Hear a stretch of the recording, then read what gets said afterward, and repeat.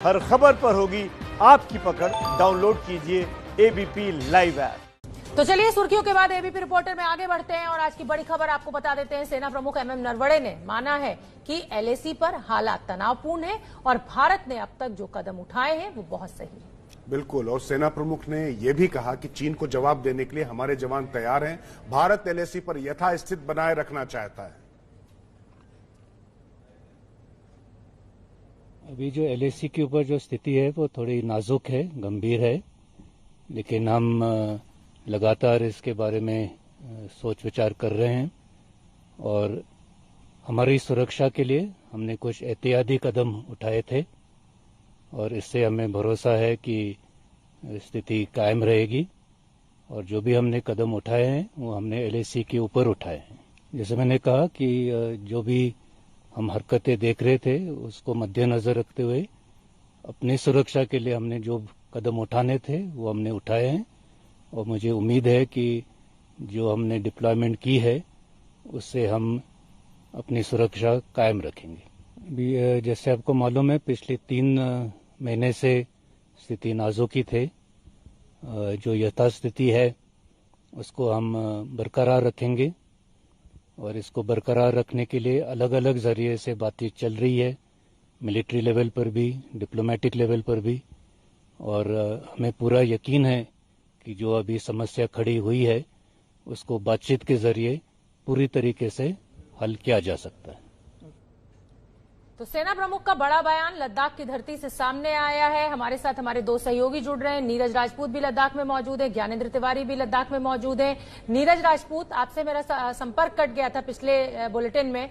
बड़ी बात जो आप भी कह रहे हैं और हमें भी समझ में आ रही है कि भारत हर तरह से तैयार है, लेकिन बातचीत से मसला हल होना ज्यादा अहम है।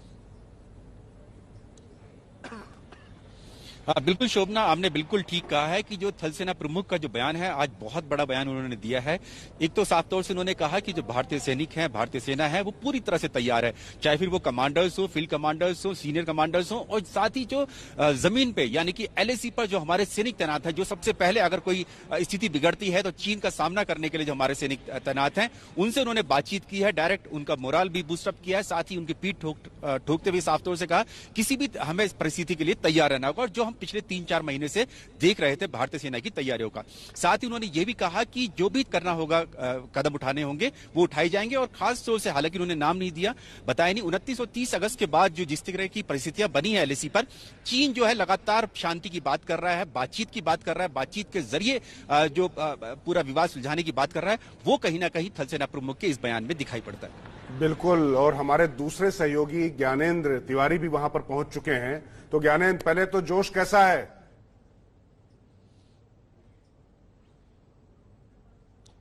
जी राजकिशोर जी, सेना प्रमुख के बयान से ही पता चल गया कि जोश हाई है। देखिए, मैं एक बात कहूंगा कि चीन भले ही, जैसा कि नीरज जी बता रहे थे अभी, कि चीन शांति वार्ता की बात करता है, शांति की बात करता है, लेकिन जब भारतीय सेना एलएसी पर तैनाती बढ़ाती है तो खलबली किस टाइप की, वो क्यों कहता है? ग्लोबल टाइम्स के हवाले से खबर आती है राजकिशोर जी कि आप बहुत पैसे खर्च हो जाएंगे, आपको बहुत दूर सेना को ले जाना पड़ेगा, ठंड का मौसम है, तरह तरह की बात कहता है ग्लोबल टाइम्स के हवाले से। चीन क्यों कहता है? क्योंकि जोश की बात जो आप कह रहे थे, जोश की बात जो हम कह रहे हैं, जोश हाई है। और सेना प्रमुख यही बता रहे हैं कि भले स्थिति तनावपूर्ण हो एलएसी पर, लेकिन जो भारतीय सेना है वो पूरी तरह से तैयार है, मुस्तैद है और चीन की हर हरकत का जवाब देने के लिए तैयार है। तो कुल मिलाकर मैं जो आपको बता रहा हूं राजकिशोर जी, और जिस जोश की आप बात कर रहे हैं, वो न केवल जब मैं यहां आया, जैसे ही मैं यहां पहुंचा और मेरे चालक से मैंने पूछा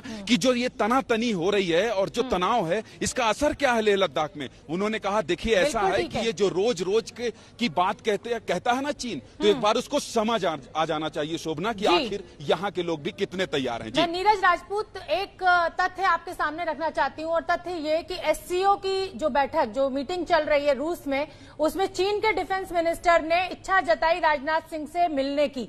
इसको भी क्या हम ये इशारा माने कि चीन भी बातचीत से मसले को हल करना चाहता है या उसकी मजबूरी है अब ये?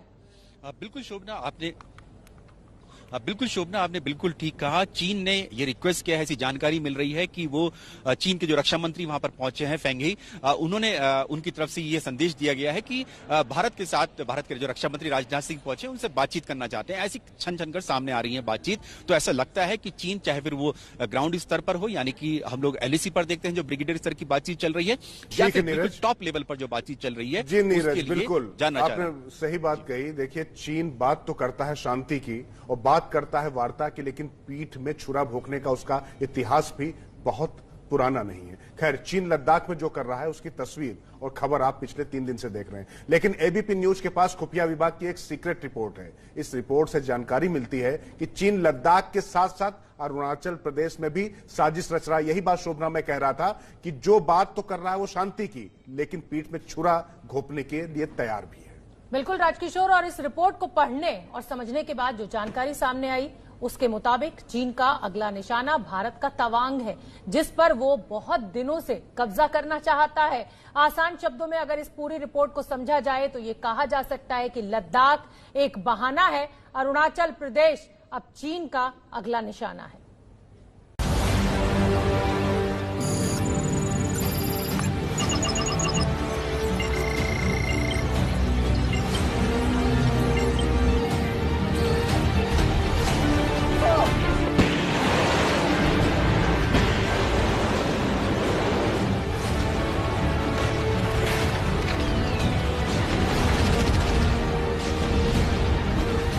क्या भारत के साथ लिमिटेड वॉर की तैयारी कर रहा है चीन?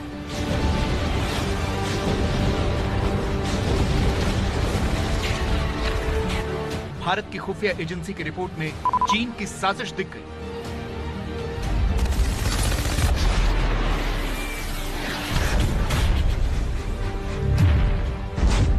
भारत को लद्दाख में उलझाकर नॉर्थ ईस्ट में युद्ध छेड़ना चाहता है चीन।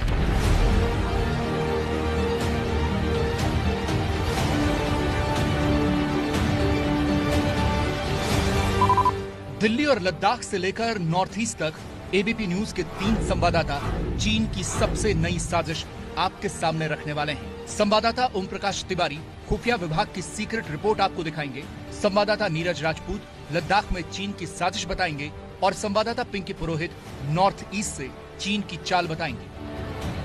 पूर्वी लद्दाख में चीन LAC विवाद को लगातार उलझाता जा रहा है। अभी तक यही माना जा रहा था कि पूर्वी लद्दाख में ही चीन जमीन को हड़पना चाहता है, लेकिन ABP न्यूज को जानकारी मिली है कि चीन की निगाहें कहीं और है तो निशाना कहीं और। लद्दाख तो बहाना है, अरुणाचल में कब्जा जमाना है। जो संकेत मिले हैं उसके मुताबिक चीन की निगाहें अरुणाचल प्रदेश के तवांग पर हैं। यही कारण है उसने तवांग के ऊपर अपनी फोर्सेस की गतिविधियां बढ़ा दी हैं। ड्रैगन का ये बड़ा गेम प्लान विस्तार से आपको समझाएंगे, लेकिन उससे पहले जरा इस खुफिया रिपोर्ट को देख लीजिए। इस रिपोर्ट में सबसे ऊपर लिखा है अनआइडेंटिफाइड एयरबोर्न एक्टिविटी, मतलब अज्ञात हवाई गतिविधि। इसके ठीक नीचे अनआइडेंटिफाइड फ्लाइंग ऑब्जेक्ट्स यानी UFO का जिक्र है, और ये गतिविधि उत्तर प्रदेश के पीलीभीत में लगभग 40 किलोमीटर ऊपर आसमान में डिटेक्ट की गई है। इस खुफिया दस्तावेज के कमेंट सेक्शन में साफ साफ लिखा है कि ऊंचाई और रफ्तार से संकेत मिलते हैं कि ये एक हाई ऑल्टीट्यूड सूडो सैटेलाइट यानी कि ऊंचाई पर उड़ने वाला उपग्रह हो सकता है, जिसे HAPS कहते हैं। ये हैप्स एक छद्म उपग्रह की तरह काम करते हैं, जो रडार की नजर में आए बिना दुश्मन के सैन्य ठिकानों की हलचल और दूसरी सैन्य गतिविधि पर नजर रखने के लिए इस्तेमाल में लाए जाते हैं। यहाँ ध्यान देने वाली बात यह है कि यूपी के जिस पीलीभीत में ये देखा गया वो नेपाल बॉर्डर के करीब है। खुफिया विभाग के एक आला अधिकारी ने बताया कि जांच के दौरान यह चमकने वाली चीज एक उच्च स्तर की सैटेलाइट पाई गई। जैसे ही सैटेलाइट वालों को यह पता चला कि उनकी सैटेलाइट देख ली गई है, कुछ ही मिनटों में सैटेलाइट गायब हो गई। सूत्रों का दावा है कि यह सैटेलाइट विभिन्न जगहों की तस्वीरें लेने का काम कर रही थी, साथ ही उत्तराखंड और उसके आसपास का जायजा भी ले रही थी। नेपाल के पास न तो ऐसी कोई तकनीक है और न कोई ठोस वजह कि वो उत्तराखंड और आसपास के इलाकों की रेकी करे। ऐसे में शक है कि ये UFO चीन का हो सकता है, जो उत्तराखंड में भारतीय सेना की मूवमेंट पर नजर रखने के लिए भेजा गया हो। ये चीन की तरफ से युद्ध की तैयारी के संकेत भी हो सकते हैं। चाइना को भूलनी नहीं चाहिए कि अगर उसने भारत के साथ कोई युद्ध किया तो ये युद्ध शायद पश्चिमी लद्दाख तक सीमित नहीं रहेगा, बल्कि ये साउथ चाइना सी में भी जा सकता है, क्योंकि आज के दिन दुनिया के बहुत सारे देश चाइना के खिलाफ है। लद्दाख में चीन मात खा चुका है, इसलिए उसका फोकस नॉर्थ ईस्ट में शिफ्ट हो गया है। साथ ही वो भारत के अंदर अशांति फैलाकर देश को कमजोर करना चाहता है। ये संकेत नॉर्थ ईस्ट में हाल की घटनाओं से मिलते हैं। पहला ये कि उल्फा के नेता परेश बरवा ने चीन के समर्थन में एक वीडियो जारी किया है। वहीं नागालैंड के विद्रोही गुट NSCN-IM ने नागालैंड शांति वार्ता पर सवाल उठाने शुरू कर दिए हैं। तीसरी और सबसे अहम घटना अरुणाचल प्रदेश में घटी है। मैं इस वक्त अरुणाचल प्रदेश में मौजूद हूँ और पिछले कुछ दिनों से यहाँ पर तवांग को अरुणाचल प्रदेश से अलग करने की मांग उठने लगी है। तवांग रणनीतिक रूप से भारत के लिए बहुत ही अहम है, क्योंकि ये तिब्बत के बेहद नजदीक है। लेकिन चीन की तवांग पर पिछले कई सालों से नजर रही है। खुफिया सूत्रों के मुताबिक तवांग के करीब LAC के दूसरी ओर चीन ने अपनी सेना की गतिविधियां बढ़ा दी है। इसके अलावा चीन ने डोकलाम के करीब मिसाइल पैड बना दिए हैं। वहीं उत्तरी सिक्किम में अपने टैंकों को तैनात कर दिया है। चीन ये सब कुछ इसलिए कर रहा है ताकि वो सिलीगुड़ी कॉरिडोर को ब्लॉक करके पूर्वोत्तर के 8 राज्यों को भारत से अलग कर सके और तवांग पर कब्जा कर सके। लेकिन चीन के लिए ये करना संभव नहीं है, क्योंकि अरुणाचल प्रदेश भारतीय सेना का मिलिट्री हॉटस्पॉट है। भारतीय सेना की तीसरी कोर अरुणाचल प्रदेश की रक्षा के लिए नागालैंड में मौजूद है। असम के तेजपुर में सेना की चौथी कोर है। इसकी प्राथमिकता भी अरुणाचल की रक्षा है। माउंटेन स्ट्राइक कोर, जिसे ब्रह्मास्त्र कोर कहते हैं, वो भी नॉर्थ ईस्ट में मौजूद है और एक कोर में करीब 50,000 जवान होते हैं। तवांग का डिफेंस करना भारत के लिए एक बहुत बड़ी प्राथमिकता है और भारत की सेना इसके लिए ये तैयार भी है। हम पूर्वी क्षेत्र में भी चाइना के खिलाफ जो भी कार्रवाई होगी करने के लिए तैयार है। 6वें दलाई लामा त्यांगयांग गैत्सो का जन्म अरुणाचल प्रदेश के तवांग में हुआ था।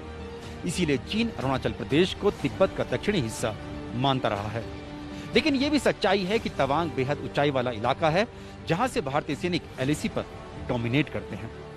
चीन इस खतरे को भली भांति जानता है और इसीलिए तवांग को कब्जाना चाहता है। थल सेना के अलावा चीन की इस चाल से वायुसेना भी वाकिफ है। वायुसेना प्रमुख RKS भदौरिया ने कल खुद सिक्किम, असम, अरुणाचल प्रदेश और मेघालय में वायुसेना के कॉम्बैट यूनिट्स की ऑपरेशनल तैयारियों का जायजा लिया। इधर थल सेना भी कमर कस चुकी है। ये माना जा रहा है कि चीन एक माकूल समय का इंतजार कर रहा है कि जब भारत अपनी अंदरूनी स्थितियों से उलझा रहे और चीन अपनी चाल में कामयाब हो जाए। लेकिन भारतीय एजेंसियों की पैनी निगाह चीन की हर चाल पर है और चीन को मुंहतोड़ जवाब देने की पूरी तैयारियां जोरों पर हैं।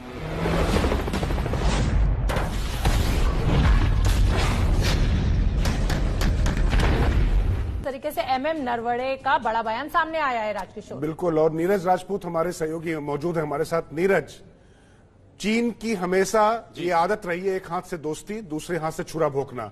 तैयारी है हमारी पूरी? बिल्कुल राजकिशोर, आपने बिल्कुल ठीक कहा। इस बार भारतीय सेना पूरी तरह से तैयार है। जैसे कि हम लोग कल भी बात कर रहे थे कि भारतीय सेना जो पिछले 1962 के युद्ध के बाद से ही बहुत high altitude, super high altitude region में तैनात रहती है। अभी अब जहां मैं खड़ा हूं लेह लद्दाख में, जरा आप ये इसकी टेरेन देख लीजिए। यहाँ पर जो पहाड़ है ये ऊंचे, एकदम ये ठंडे रेगिस्तान है यहाँ पर। और आज जब हम लोग बातचीत कर रहे हैं आपसे, तो आज यहाँ पर हाइट्स पर जो ऊंचे वाले इलाके हैं जहां पर हम अभी खड़े हुए हैं, इनसे भी ऊंचाई वाले इलाकों पे आज बर्फबारी हो रही है, जिसकी बात लगातार हम लोग कर रहे थे, आप भी कर रहे थे कि ठंड के मौसम में विंटर्स आ गई है, किस तरह की तैयारी होगी। अगर क्योंकि 1962 का युद्ध भी विंटर्स में हुआ था। मेरे कैमरामैन सुंदर अगर दिखा पाए, क्योंकि जो ये हाइट्स दिख रहे हैं उनके पीछे जो देख रहे हैं आप, वहां पर आज बर्फ पड़ी है, जो हमें यहाँ पर स्थानीय लोगों ने भी बताया है और जो हम लोगों ने बात की है यहाँ पर आर्मी ऑफिसर से, तो वो ऊंचाई वाले इलाकों में बर्फ पड़नी शुरू हो गई, यानी कि ठंड की शुरुआत हो चुकी है। और ये ठंड की जो शुरुआत हुई है, उसी से ऐसा लगता है कि जहां पर LAC जहां पर है पूर्वी लद्दाख में, उन इलाकों में चीन को ऐसा लगने लगा हुआ कि वो इतनी हाइट्स पर नहीं रह सकता, क्योंकि उसके सैनिकों को इतनी हाइट्स पर रहने की जो ट्रेनिंग नहीं दी जाती है, वो बैरक्स में रहते हैं। इसीलिए शायद चीन जो है अब बातचीत की टेबल पर आ चुका है। बिल्कुल नीरज, आप बने रहिए और मैं अपने दर्शकों को यह भी बता दूं कि ज्ञानेंद्र तिवारी भी लद्दाख में मौजूद है, उनका भी रुख करेंगे। तो सहयोगी हमारे जुड़े हुए हैं। सेना प्रमुख एमएम नरवणे का बयान सामने आ गया है। ज्ञानेंद्र, देखिए, सेना प्रमुख की अपनी तरीका है बात कहने का, वो बातचीत से मसले का हल चाहते हैं। सेना की अपनी तैयारी बिल्कुल पुख्ता है, सुरक्षा के साथ कोई समझौता नहीं। लेकिन मेरा सवाल इससे इतर कुछ और है, स्थानीय लोगों की क्या प्रतिक्रिया है, क्योंकि ठंड भी आने वाली है और चीन का खतरा लगातार बना हुआ है।